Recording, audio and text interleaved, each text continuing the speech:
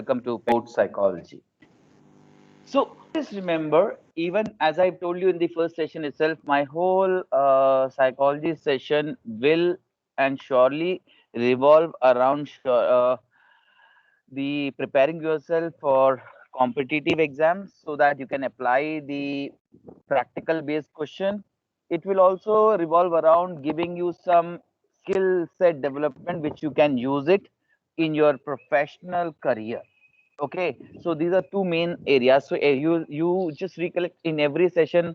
I'll try to put some questions which may be in something competitive in nature, which may be more practical in nature, which may be used in the practical professional arena also. So in this way again, when you go across various textbooks of psychology, sports psychology, you will find n number of need and importance. You will find a big list. Some books may have 10, 12, 15 need and importance. But if you just classify it, this is more because it is as per the APA. If you refer the APA, American Psychological Association's uh, Sports Psychology Division number 47, they say that need and importance should be and can be classified into two. That is one, surely everyone knows that is B part is how psychological theories and principles can be used to improve the performance of athlete. Surely, which is we see every time. And second, it is not just confined to athletes.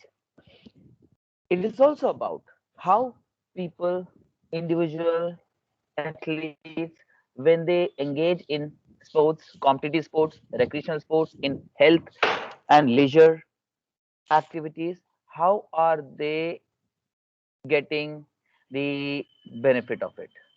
How are they getting the psychological benefits from exercise, from sports participation, and from health activities?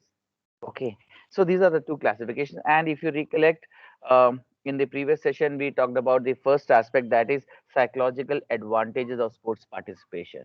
And most of you have mentioned it that yes, that life skills improve because you play, you do perform activity, you do fitness activities, you do perform exercise. Not mostly, it is not in isolation. It is when somewhere around you, or along with the team members, along with the society members. So that increases, and when you do these activities, you understand what challenges are, what pain is, what difficulty a person can face to overcome certain tasks and challenges. And overall, this increases a person's sense, surely, along with the sense, sensitivity and sensibility is developed, which is very, very important for any life skill. Okay, whether you work in any profession, whether you engage yourself successfully in any family, whether you participate yourself as a social member, community member. Either the way, life skills is important. Life skills are all about having a sense, that is understanding, having a sensibility, that is to understand others apart from your own self, and sensibility to decide with whom, what to say, how to react, with whom to react, at what time to react, when to react. So along with that, social skills are also developed. Yes, you, you because it's a nature of sports, nature of physical activities like that. It helps you in making friends and all we discussed, and then surely behavior modification. It creates a lot of in motivation factors are engaged into it. It creates a factor of self efficacy. That is, you feel proud of your own self, you feel happy about your own self.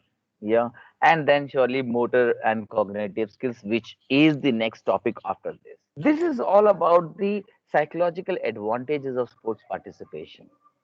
Now let's see a small video, let's see a short video, and try to understand the psychological participations which was what do you say that, which was there in a BBC program.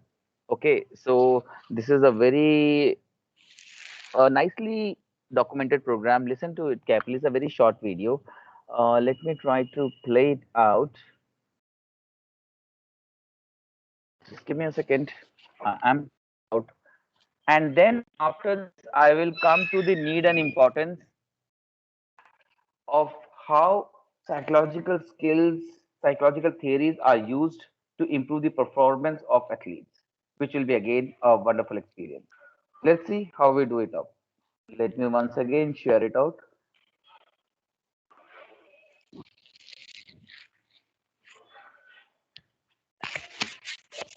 It will take 5 seconds. Hold on.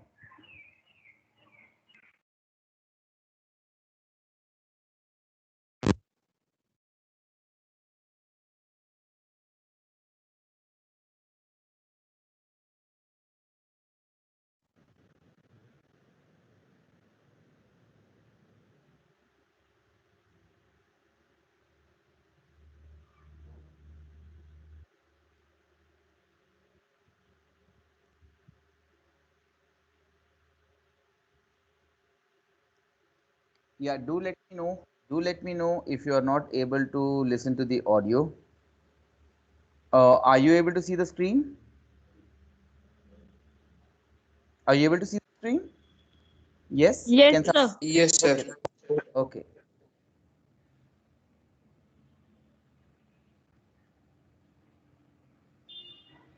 The top sports stars get there with a lot of coaching, Audio is there? not just physical, but also psychological. Yes, sir. Yes, Audio sir. is there? Sports people all the time.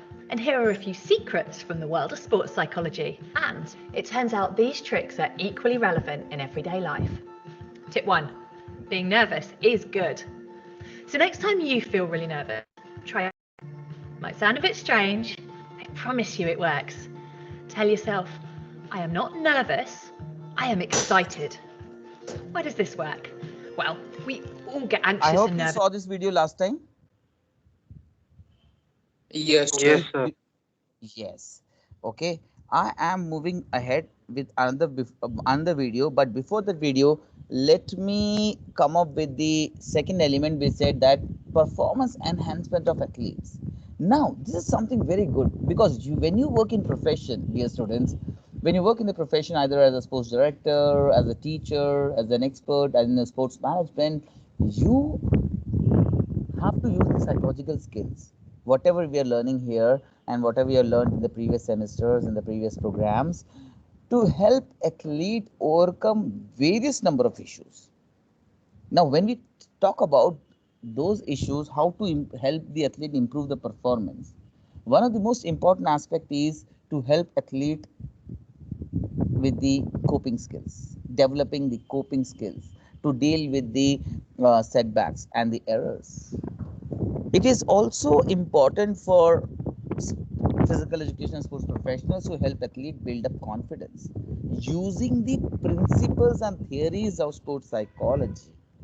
And it also helps athletes to improve their focus and reduce the distractions.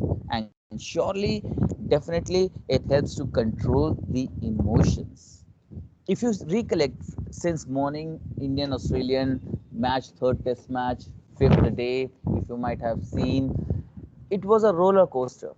And you see, it's not easy. And in the upcoming session, when I'll be discussing on the motor skills also, you see how much training you do about the skill training do you do, how much fitness you do, how much exercise you do, how much skill practices regularly. I mean, keep on doing it out with whatever intensity and frequency. But you see the situation, when the situation changes, the performance of athlete is influenced to a large extent. You can see it out. If you have watched or if you haven't watched, you should spend some time in reading the news or the highlights of today's match. It's fantastic the way the Yes, sir. athlete. It was a great match. I'm not, yeah, exactly. And my observation is not about the result. As a teacher, as a physical education profession, more than result, we are interested to see how the athletes are able to cope up with the challenge, how the athlete are able to take different types of decisions, how the athletes are able to overcome the distraction problems created by the condition, situation, environment open athletes, how to find the right zone of intensity. If you talk about the wicket keeper, Indian wicket keeper playing an important role, playing in a very different style, the opposition captain come wicket keeper doing a lot of things, but at the end he himself makes an error of dropping the catch. This fantastic. Athletes getting injured while playing, still not leaving the match, completing it out, reflecting the resilience. All this, all this, if you look behind the efforts, surely the batting coaches, the bowling coach, the main coach, the everyone is behind him, behind all the players, helping the athletes, players develop the skills. But surely or everyone takes help of the concept of sports psychology. Sports psychologist is associated with it. So off the field, on the field also, on the field is there, even off the field, lot of psychological theories are used. Now this is why I'm emphasizing on it. Usually as teachers and professionals we do a hit and trial method, which you should not do it. Usually you read theories, but you read it to attempt it in an exam, for your semester exam, for your annual exam, or either it is for any competitive exams, but we don't read it to see the application part. I can give an example. If the theory says that this is the method of motivation and these are the don'ts, these systems should not be used to motivate the athlete of particular age or a particular gender or a particular level.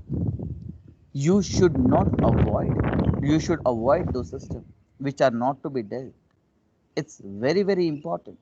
It is, but most of the time the worst thing which we do is that we keep on experimenting with the athletes, which is wrong. So in this whole experiment, we only see the successful ones on the televisions, but there may be various unsuccessful ones which have been uh, lost due to your experiments. You did not handle them according to the right psychological ways. You lost the talent. This talent is there. We a lot many times we say that the athlete has a talent, but he's not able to perform. Somebody wants to say about today's match just on the emphasizing on the mental aspect, just emphasizing on the psychological aspect.